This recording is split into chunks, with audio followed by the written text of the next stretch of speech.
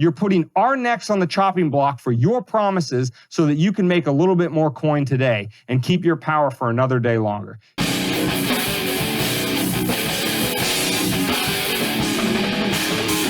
Moving on to the main part of the episode, we are talking Democrats arguing for a complete elimination of the debt ceiling. Again, to our non-American listeners, but even to probably some of our American listeners who probably much more intelligently than us ignore the news because it's usually depressing, but we try to make it entertaining. Over the last few years, you have been hearing about this thing called the debt ceiling, which is every time the federal government 20 years reaches its new debt or its previous debt ceiling of we can't print any more money, guys, because Congress hasn't authorized it. They have to go to political war with each other to argue over how are we going to raise it, how much, for what purposes, blah, blah, blah. And every so often this fight comes up and it's a big hullabaloo between Republicans and Democrats. Dane, mention usually the one that's pushing for the increase and then mention the one that's usually pushing for the sustaining of the debt ceiling. I mean, the rhetoric will have you believing that Republicans fight the debt ceiling raises tooth and nail, and the Democrats are always pushing for it. But in the end, it's usually bipartisanship. In the last few episodes, we've gone in on that phrase and what that exactly means for the American people. It means that we're getting fucked. But in the end, it always ends up in a bipartisan agreement to screw the American people over and continue to raise the debt ceiling indefinitely. Long story short, as we talked about in the Patches McCain segment just a couple weeks ago, there's nothing government loves more than a blank check, right? So rather than every time they get close to the debt ceiling, they say, oh, well, we really got to fund X. Maybe we should, get some money out of A and B because that's gone over budget. So let's divert some money here over there so we don't have to raise the debt ceiling. That's never in debate. It's always raise, raise, raise, because who cares? It's not their money. Well, that's the point. Just to surmise it all, it's usually the party that's in power or that wields the most power that's running the country, so to speak, presidency, Senate, House, yada, yada. Usually they're the ones pushing for the increase. And the other side's like, no, we need to be responsible. We need to do this. But then 4 years down the road, all the power switches. And the people that were saying, no, we need to be responsible. We need to do this. They come back to the table and say, we just got to increase it, guys. And then the people that wanted to increase it back then go, no, we need to be responsible. We need to stand up. We need to do it. So it's just this ever-evolving, shitstorm. It's just a shitstorm of non-accountability. They're not really trying to fix anything. They're just trying to get more out of whatever they can while they can. And that's just the way, the people that are losing are, no. And the people that are winning are like, yeah.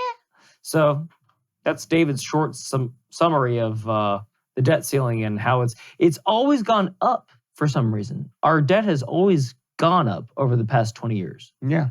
So they keep raising the goddamn 40 ceiling. Years, 50 years. So instead of saying, hey, maybe we should actually adhere to this fucking ceiling for once, because what's a ceiling, Dane? A cap, a limit. It's where you have to stop. It's where you have to go, all right, we're getting a little crazy right now. Okay, it's when you wake up in Vegas with a needle in your chest and a dead hooker in your room. You're like, okay, I've clearly taken it too far. I need to pull it back. I need to stop partying so hard. I need to find Jesus. And I'm going to start a family. And I'm going to get a respectable job. And I'm never going to do this again. That's what a ceiling is. Or as we, us members of the normal societies call it rock bottom. It's either a ceiling or it's rock bottom, and both are synonymous. But every time we just, we'll just go back to Vegas. It'll be different this time. We're just going to go back with a lot more money, a lot more cocaine, and a limit of 3 hookers. That's all I'm going to get. That's all I'm going to get this time. I'm going to be responsible. 3 hookers. And I mean, it's the way these people talk in light of what they've already done. Just recently, the United States debt crossed the $31 trillion threshold. There was a time in David and I's life when it was down around $10 trillion. probably even less. And even then they were saying, there's no way we're ever going to pay this back. Yeah. 31 trillion, just to put that into perspective, rough estimate is for every man, woman, and child living. I think this is probably the first time I'm saying this on the podcast, so I expect some attaboys in the comments. But I will soon be having a daughter in about 3 months. She's not even born yet, and she's already over $90,000 in debt. If you were to divide, egregiously spending, yeah, Jesus, we got to take that girl's credit card away. We need to get her out of South Florida, that's for sure. Over $90,000 in debt for every man, woman, and child in the United States to pay this off. And in a very real sense, that's exactly what it is. It is mortgaging your children's future.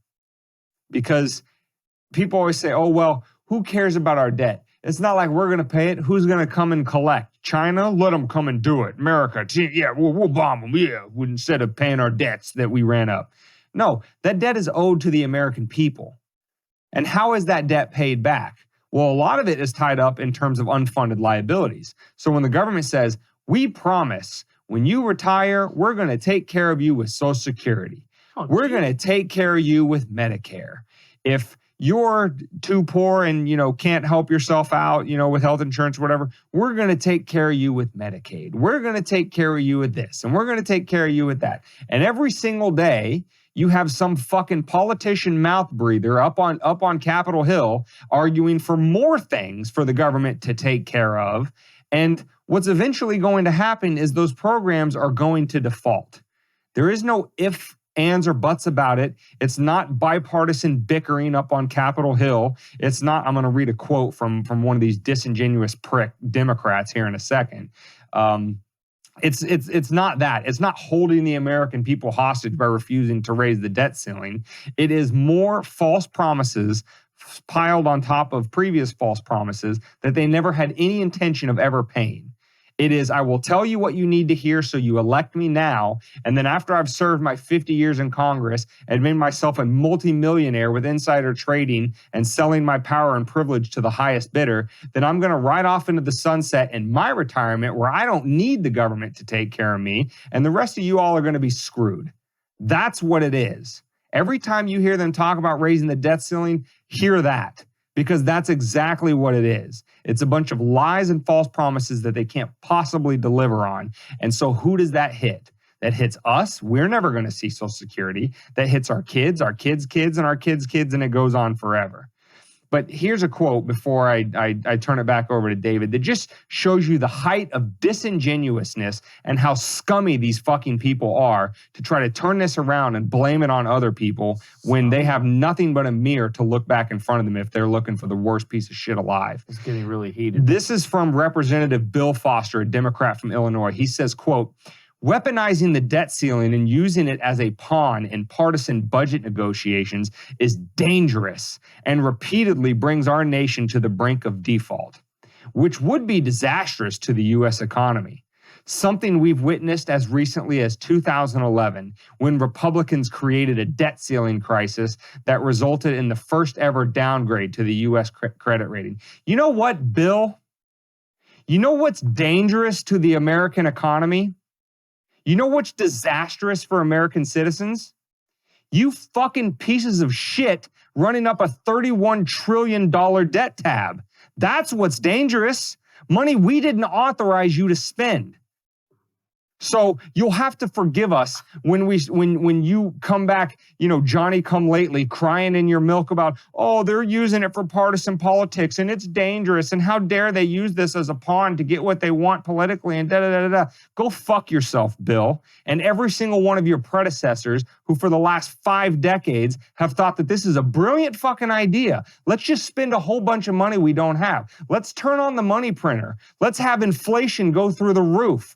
Let's come to the brink of global annihilation because we have a bunch of debts out there that we can't pay for, so we run around the world using our military to make sure that we maintain the world's global reserve currency so that the chickens don't come home to roost. That's exactly what it is, Bill. And that's why you and every one of you, the pieces of shit in your party and the Republicans who vote along you to keep raising it, that's exactly what you're doing. You're putting our necks on the chopping block for your promises so that you can make a little bit more coin today and keep your power for another day longer. David, I'm sorry. I don't even know who this guy is, but he's a piece of shit. And I've said my piece. I have nothing else to say on this episode. Very upset with Bill Foster for that statement. That was gloves off. You okay? I'm not okay. You good? I'm angry. You good? I'm very angry. No, I'm okay now. I got it out. You got it Sometimes you just got to blow a gasket, man, release some pressure. I get it. PSI builds up. I get it. We're never going to see our Social Security, but it's okay, buddy, because we don't believe that the government is coming to save us. We don't believe that any of these fucking politicians are actually doing any of the things that they say that they're doing, and we'll be delightfully surprised when they actually do the things that they say they are doing. However, I said do. Secondly, more importantly, is that I don't want to call them the enemy because I don't want to be conspiracy theorist. But whenever somebody is telling you one thing and doing another thing, and it's hurting you, I would call that an enemy. So better to know the enemy and know what they're going to do, because that makes them predictable. So when you know that they're going to keep driving up all these things, you know you're never going to see Social Security. And if you do, your grandchildren are paying for it, or your great-grandchildren are paying for it. It puts things into perspective. They've been doing this since we've been alive, since our parents have been alive, and potentially since our grandparents have been alive. So it's really hard to take them seriously nowadays, when they used to be so much more articulate. They used to try. They used to be genuine. They used to come out and my American people, they'd make eye contact with you. But now we just have politicians this is the way that it is, all right? They're wrong and we're right. Get on board. We're running this ship, and we're going to run it the right way because we're America. It's no, we're not. No, we're not. You're not America. You're not a part of us. They don't do it. Nothing they do up on Capitol Hill regards Americans anymore. That's that's the fulcrum of this whole podcast. It's we made a joke earlier, we can't do that segment because it's, we've done that before. It's what haven't? Every week we do the same fucking segments, it feels like. It's oh, shocking. Another politician was found doing something he shouldn't have been. Oh, shocking. Another meme circulating around social media is fucking wrong, or just patently wrong. Oh, we have to swallow another fact that they're espousing that we know for a fact that it's not a fact. But we have to now guzzle it down and regurgitate it to be a member of this society. Otherwise, we're placated as a bigot, privileged, this, that, the other. It's just to refresh, the meme was racist AI is racist. It's doing the things that every corporation has been doing for the past 20 years. It's supposed to be better than us, and we designed it to be exactly like us. Culture Corner. Do you know calories don't exist? There's a literal PhD saying that the reason that you're fat is because of genetics, not because of what you're shoving down your mouth, even though in your heart of hearts, everyone knows that's patently false. Epstein didn't kill himself. An FBI agent that was tasked with finding one party member aligned with a foreign diplomacy comes to figure out that they're the ones entangled with the foreign diplomacy. Main topic. Democrats are pushing for the ceiling to increase. Republicans just did that 8 years ago, 10 years ago. When was the last Bush? At least it happened during Bush's presidency. It's cyclical and circular. It always happens, and they just keep spiraling. But unfortunately, it's spiraling upward to a calamity that I can't Can't put my finger on it, but it doesn't feel good. 31 trillion. When we were born, it was 10 trillion. No, Not far when we less were than born. that. It was only 9 trillion before the 2008 financial crisis. So it's more than tripled in 15 years. Fuck. And When we were born, it may not have even been a trillion. We were born at the tail end of the Reagan presidency, and I mean, he really exploded the national debt with his Star Wars program and stuff.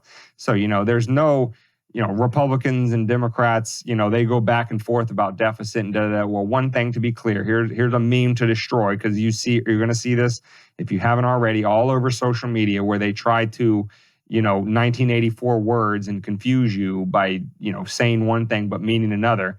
You'll hear this discussion between deficit and debt. Okay. Deficit is what the average is what the shortfall is in a fiscal year. So in 2020, if you spend more than you brought in, you ran a deficit in 2020. The debt is the total accumulated funds owed over years of deficits. So when they'll say, like, the last president to actually run a surplus was Clinton. The last 2 or 3 years of his presidency, he ran a budget surplus, which means that in those individual years, he actually spent less than the federal government brought in revenue. But over the course of his entire 8 years of presidency, he still added to the debt. So even though he had a couple years of surplus, his entire presidency was still responsible for adding to the overall debt. So when I say that there's no innocent parties in this, Republican or Democrat, I say that very literally, unlike them that try to confuse you with the difference between deficit and debt. The last president who actually ran a budget surplus for the entire term of his presidency was all the way back in the 1920s with Calvin Coolidge. That's how long it's been since a presidential administration, Republican or Democrat, has not left office with the government more in a hole than when they started. And that is the nature of government. We say this all the time about how much incentives matter and why government is the worst thing, the worst vehicle. If you want to create something positive in the world, government is the absolute worst vehicle to do it in, because the incentives are all screwed up. When government loses money, what is their argument? Exactly what Bill Foster says. We didn't meet our obligations. We didn't fulfill our promises. Give us more money. Give us a blank check. If a private company does that, if you do that, if you mismanage your funds, you're going bankrupt. Nobody's going to loan you money anymore. They don't even do that for schools. Government's the only institution that can fuck up, and then the solution to the fuck up is give them more to fuck up with. Well, that's the thing. It's like they clearly know that that's not the way to treat a problem, because they said no child left behind. If your school falls behind, you get less funding. And who's responsible for the curriculum? Them. Well, fuck. If you don't succeed, you get less money. So that's an incentive right there. Where would that be useful to apply? To those morose motherfuckers up on Capitol Hill? If you guys got a report card, our taxes should be based on a report card system. And if you don't start moving the right direction, we pay you less money. You have less money to figure out the problem. What a fucking concept. Then you'd be incentivized to actually figure the problem out. Genius. You politicians are really fucking smart when you want to be. But not when it affects your bottom line. Yeah. And I'll say this to you, Bill. I'll say this to Rep. Pramila J. Powell and Sheila Jackson Lee and all of the other representatives who signed on to this bullshit legislation. You can take this however you want to take it. This is a let them eat cake moment. This is if the people have had enough, be careful. Because this is the shit that we don't forget. It's not a call for violence. When you try to run up the tab and then say that anybody who objects to the running up of the tab is dangerous and they're the problem. And, this is how, when we talk about how like libertarians and stuff, how do they wind up on watch lists as being like these dangerous people? Well, because they're usually the loudest ones bitching about this kind of stuff. And so when the criminals are calling those objecting to their criminality the criminals, you're ruled by criminals. Make no doubt about it. And we won't forget and we won't forgive. So just pray that the whole thing doesn't come tumbling down where you can't go run behind all your guys with guns to protect you. Because I for sure won't forget, and I know a lot of other people that won't either. Well, it's just interesting that, speaking of criminals, if you don't think this is criminal behavior, just look back to Iraq and Afghanistan for those people that have been alive long enough to remember that. That was a falsified war, came out later. Spent 20 years there, killed a lot of people. Epstein Island, obviously. Our general healthcare system that they just applied somebody that is willing to speak rhetoric for them in a high position. Again, these are all things that are maliciously done. They're not stupid for the most part. They know what they're doing, and this is egregious, and it's not going to stop until again, not a call for violence, just a call for fucking intelligence until we start holding their feet to the fire.